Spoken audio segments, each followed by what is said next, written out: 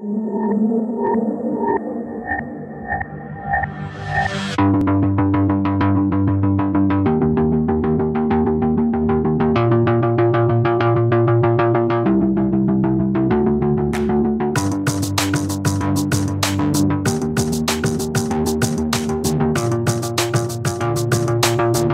welcome to Bigfoot Smalltalk.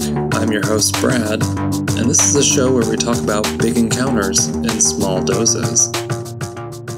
If you've had an encounter with something that shouldn't be real, send me an email at bigfootsmalltalk@gmail.com. I'm excited to hear from you, and I would love to share your story with other listeners. Tonight's encounter comes from someone named Michelle, and Michelle has had some pretty interesting activity on her property out near the Great Smoky Mountains National Park. She sent me her encounter after hearing the first episode, and I would love to share with you all. So here goes. Hi, Brad. I heard your first episode, and after listening to your experience, I thought it was a good time to share my own. My name is Michelle. I'm the mother of two beautiful little girls, 5 and 7 years old, and we live just near the edge of the Great Smoky Mountains National Park. We have lived here for about 5 years now, having moved to the area just after having our second daughter to be closer to my parents. For the longest time, we felt like we lived in paradise. Our home was nestled away in the woods halfway up a small mountain, and we practically can overlook the national park from our front porch. It's beautiful here, and our favorite pastime is to sit on the porch as the sun goes down and just enjoy the scenery. That all changed a few years back when we started noticing strange noises coming from deep in the woods behind our home. At first, we chalked it up to normal forest sounds that we just weren't used to, since this was our first time living as secluded as we are. A thud here, a knock there, a branch snapping in the distance. It all seemed out of place, but as we didn't know any better, we tried not to focus on it too much. This went on for some time, and soon we started experiencing things beyond just noise. We would get up in the morning, and on the way to get the kids in the car to go to school, we would notice our dog's food bowl that was left outside had shoe marks in the metal side of it. Or another time, something had completely smashed my oldest daughter's tricycle that was left on the side yard. These issues heightened my anxiety some, because now I was convinced that we had a bear living in the woods nearby. And don't get me wrong, bears are everywhere in the park, but it seemed that one had taken special interest in our home and yard. This made me nervous, with my daughters always wanting to play outside, so only chaperone playtime was allowed. The small amount of destruction to random items was consistent for close to a year, all the while the knocks in the woods seemed to increase in frequency. We would hear them all hours of the day and night, sometimes up to 5 times a day. Never any back-to-back, just one single knock that would catch you off guard, and seemed to come out of nowhere. Then one night, late fall about 3 years ago, I was getting ready for bed, and I can hear our dog Toby barking rather ferociously at something around 11 o'clock at night. Toby is a lab, and if you know anything about labs, they don't have a mean bone in their body. He usually stayed out at night and would come in the garage as he pleased through a dog door we had installed. For him to be barking in such an aggressive way was very uncharacteristic of him.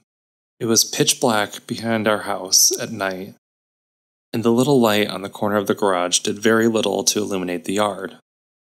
And at this time, Toby was in the backyard, and from the kitchen window I could just barely make out the shape of him facing the wood line as he barked and jumped back and forth in a panic. I called for my husband, who came running when he could hear the nervousness in my voice, and I asked him to go out there to check on the dog, worrying the bear had come back and may attack him. He grabbed a flashlight and his handgun and headed out the sliding door to the backyard and up next to our frightened dog. When I stood in the kitchen watching out the window, I could see him kick the light on and scan the edge of the woods back and forth. It was on the 3rd or 4th pass his light stopped on a large black furry object, just a few trees deep into the woodline, and it appeared to be on all 4s. I assumed it was the bear. And then it moved. This blackish-brown furry thing moved just behind a tree, although some parts of it could still be seen on either side. I could hear my husband yelling, "Get out of here, bear, get!" But the animal didn't move anymore. I went to the sliding door and called the dog in, and it was at this moment the creature stood straight up with its back to us. From our back deck to the tree line, it's maybe 60 feet or so there is no mistaking what we saw. We watched as this thing stood up behind the tree, looked over its shoulder at us, then took off into the woods down into the ravine that runs behind our home, on 2 legs. You could hear the rhythmic running of a bipedal animal and its snapping branches as it tore through the woods. The noise carried on as it ran for more than a minute or two, until you could no longer hear it.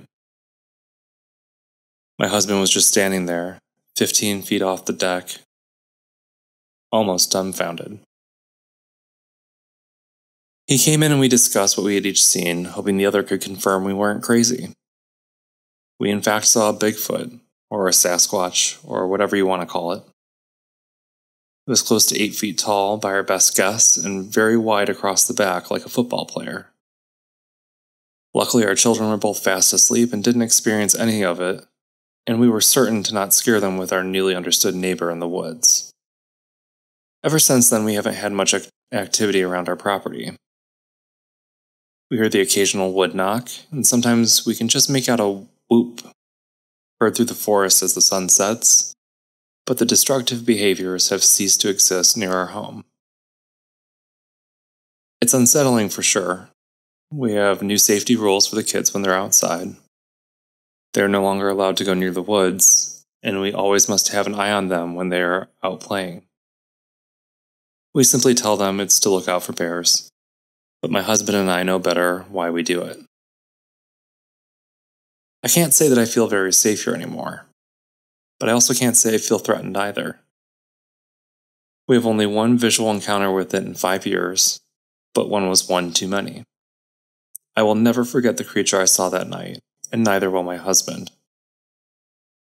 Thank you for listening, and if anything else happens, I'll be sure to update you. But for now, all we have are noises in the woods. Thanks, Brad. That certainly would be unsettling. Thanks, Michelle, for writing that in. And I look forward to hearing other encounters from other listeners. If you've had an encounter with something that you don't think should exist, send me an email at bigfootsmalltalk@gmail.com. Thanks for listening. Be sure to subscribe, and I'll see you next time.